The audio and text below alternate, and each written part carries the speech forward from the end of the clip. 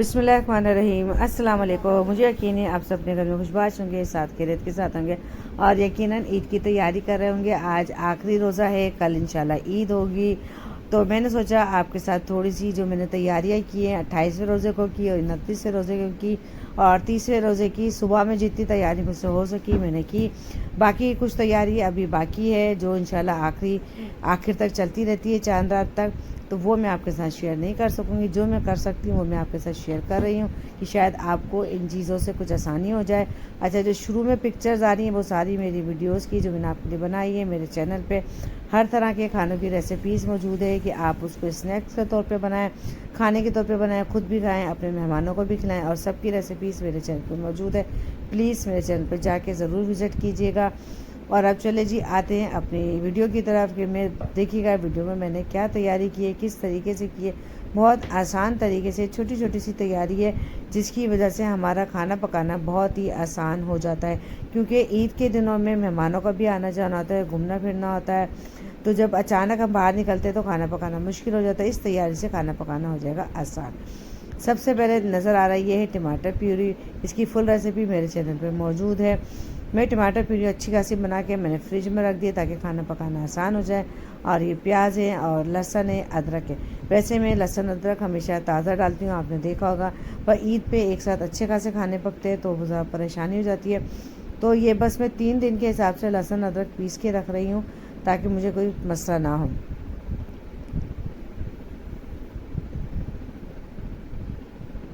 अच्छा, अब जो प्याज है ये मैंने थोड़ी से पानी में भिगो दिए थे ताकि गीले हो जाए, इनका कचरा ना हो। अब ये प्याज जो है ना मैं फ्राई करूँगी। तले हुए प्याज की रेसिपी भी मेरे चैनल पे मौजूद है, मैं आपको उसका लिंक दे दूँगी, ज़रूर देखिएगा। अच्छा, अभी मैं अदरक लहसुन में पीस रही तो मैंने सोचा थोड़ी सी इसकी रेसिपी शेयर कर दूँ। अब सबसे पहले मैंने अदरक को पीसा, क्योंकि अदरक को पीसने में टाइम लगता है, लहसुन जल्दी पीस जाता है। और थोड़ा सा मैंने इसके अंदर डाला था तेल। तेल से क्या होता है कि हमारा जो लहसुन अदरक का पेस्ट है हरा नहीं होता। और थोड़ा सा मैंने डाला हिसाब से पानी ताकि पिस जाए। अभी देखें अदरक आधी पिस गई है और आधी हमारी अभी बाकी है। अब मैं इसके अंदर डाल दूँगी सारा लहसुन और पानी डालने की इतनी कोई ज़रूरत नहीं है कि पानी इसके अंदर है। अब हम इसके अंदर लहसुन डाल के इसको अच्छे तरीके से बारीक पीस लेंगे। ये देखें अब बिल्कुल ये बारीक हो गया, पेस्ट बन गया। अब आप इसको किसी भी एयर टाइट जार में, बॉक्स में, जिसमें आपका दिल चाहे आप इसको फ्रिज में सेव कर लें। वैसे आप इसको बस नीचे फ्रिज में रखेंगे तो ये हफ्ते 10 दिन तक बिल्कुल ख़राब नहीं होता। मुझे खैर सिर्फ 3 दिन चलाना है। और ये प्याज है बिल्कुल देखिए मैंने बारीक काट लिए हैं ब्राउन करने के लिए, और थोड़ा सा नमक लगा के मैंने इनको भिगो दिया था। भिगो क्या दिया था, बस नमक लगा के इनको छोड़ दिया था कि इनका ज़रा सा पानी निकल जाए। और इस तरीके से हमारे प्याज ज़्यादा अच्छे क्रिस्पी बनते हैं और जल्दी फ्राई हो जाते हैं। अच्छा, इनकी रेसिपी भी मेरे चैनल पे मौजूद है, मैं आपको इसका लिंक दे दूँगी, ज़रूर वॉच कीजिएगा, क्योंकि प्याज के बगैर हमारे खाने नहीं बन सकते। अच्छा, जब हम प्याज काटते हैं बारीक तो अक्सर साइड से थोड़े थोड़े से मोटे प्याज भी निकल जाते हैं, तो इनको भी ज़ाया नहीं करना। इनको हम बिरयानी के मसाला बनाने में किस में भी यूज़ करना है। और ये हैं विंग्स पे मैंने मसाला लगा के रख दिया है। मसाला लगा के आधे 1 घंटे के लिए मैं छोड़ूंगी, फिर मैं इसको रेडी करूँगी। वो मैं आपको एंड में इंशाल्लाह दिखा दूँगी किस तरीके से रेडी किए हैं। आधे रेडी करूँगी, आधे मैं ईद के दिन करूँगी। और इसकी रेसिपी इंशाल्लाह मैं जल्द आपके साथ शेयर करूँगी। बहुत मज़ेदार से ये विंग्स बनते हैं, मसालेदार।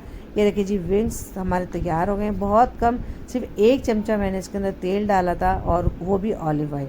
बहुत ज़बरदस्त से बन गई। ये हाफ़ डन है, बाकी के डन जो है ना मैं इंशाल्लाह उसको ईद वाले दिन करूँगी। और इसकी रेसिपी जल्द मैं इंशाल्लाह आपको ईद के बाद आपके साथ इसकी रेसिपी को मैं शेयर करूँगी। मुझे यकीन है आपको ये सब कुछ समझ में आ रहा होगा किस तरीके से हमने इसकी आधी आधी हम तैयारी करके रख रहे हैं। अच्छा जी, अब ये चिकन का जो बोनलेस होता है, ब्रेस्ट होता है, तो ये मैं अलग से ये ले लेती हूँ। अब मैं इसकी क्या होगा कि इसके हिसाब से मैं क्यूब्स बना रही हूँ, क्योंकि ईद का मौका होता है। ईद के ऊपर बहुत सारे स्नैक्स अगर फटाफट ये रेडी हो, मेहमान आए या कोई घर में हमें खुद ही खाने को दिल करता है तो हम ये बना लेते हैं। अब ये देखिए मैं चिकन टिक्का मसाले वाली मैं बना के रख रही हूँ। इसकी रेसिपी भी मेरे चैनल पे मौजूद है, क्योंकि इंशाल्लाह ईद पे मैं पिज़्ज़ा भी बनाऊँगी, दूसरी चीज़ें बनाऊँगी, उसमें ये चिकन हमें चाहिए होगी लास्ट में।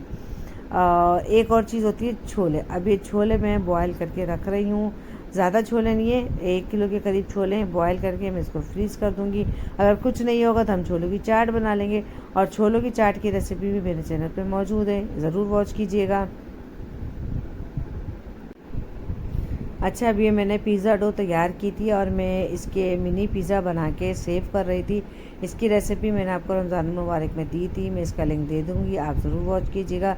इस तरीके से क्या होगा कि ये जब हम पिज़्ज़ा बना के रख देंगे, और हर चीज़ में इसकी मैंने चिकन भी दिखा दी, चिकन भी मैंने बना के रखी है, और ये पिज़्ज़ा की डो भी मैं सब रेडी करके रख दूँगी। तो इंशाल्लाह पिज़्ज़ा बनाना बहुत ही ज़्यादा आसान हो जाएगा।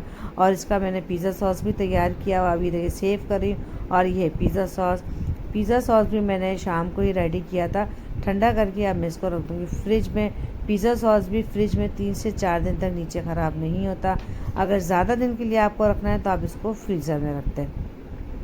अच्छा, अभी जो प्याज की कटिंग थी, जो किनारों की थी, जो मोटी मोटी सी कटिंग थी, इसको अगर हम ऐसे फ्रिज में रखेंगे तो इसकी स्मेल फैल जाती है। तो मैं क्या करती हूँ, थोड़े से तेल के अंदर इन प्याज़ों को ब्राउन करके हल्का सा, फिर ठंडा करके बाउल में डाल के मैं इसको फ्रिज में रख देती हूँ। अब जब मैं सालन बनाऊँगी या बिरयानी बनाऊँगी उसमें डाल दूँगी। अब ये तेल है तो प्याज का, यही तेल हम सालन में या अपनी बिरयानी में यूज़ करेंगे। और ये टमाटर प्यूरी भी देखिए मैंने खाली कर लिए बर्तन, और किचन का मेरा बहुत बुरा हाल हो रहा है क्योंकि चारों तरफ बर्तन फैले हुए हैं। ये जो मैंने विंग्स तैयार किए थे, ये इनका भी पैन मैंने खाली किया है। ये सब चीज़ें एक एक करके फ्रीज़र में जा रही हैं। और ये हरा धनिया पुदीना, अब मैं चटनी की तैयारी कर रही हूँ। तो वीडियो लंबी हो जाएगी, तो चटनी की रेसिपी तो मैं शेयर नहीं करूँगी, रेसिपी चैनल पे मौजूद है।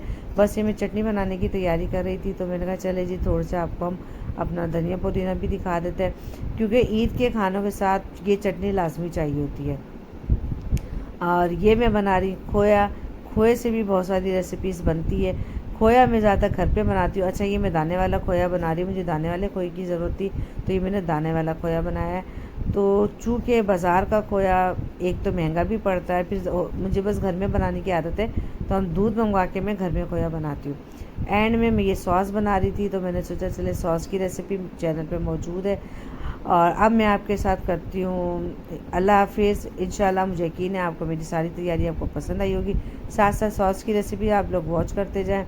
अगर आपको ये सब कुछ पसंद आया हो, मेरा तरीका पसंद आया हो प्रिपरेशन का, तो ज़रूर उसको लाइक करें, मेरी वीडियो को लाइक कर दें। और अगर आप मेरे चैनल पर नए हैं तो प्लीज़ उसको सब्सक्राइब कर दें, और बेल आइकन को ज़रूर प्रेस किया करें ताकि आने वाली न्यू वीडियो का नोटिफिकेशन आपको मिल सके और आप मेरी वीडियोस को वॉच कर सकें। अभी मैंने ईद के मौके के हिसाब से बहुत ज़बरदस्त मज़ेदार सी रेसिपीज़ डाली, उनको भी ज़रूर देखिएगा और आप ईद पे उनको ज़रूर ट्राई कीजिएगा, और इंशाल्लाह आगे भी आपको मज़े मज़े की वीडियोस मिलेंगी। अगर आपको मेरी वीडियो पसंद आई हो तो उसको लाइक करें, शेयर करें और अच्छा सा कमेंट कर दें, और मुझे अपनी दुआ में ज़रूर याद रखिएगा। इंशाल्लाह आइंदा मिलेंगे इसी तरीके से ईद के बाद और अच्छी अच्छी सी रेसिपीज़ लेकर आऊँगी आपके लिए। जब तक के लिए अल्लाह हाफिज़। ईद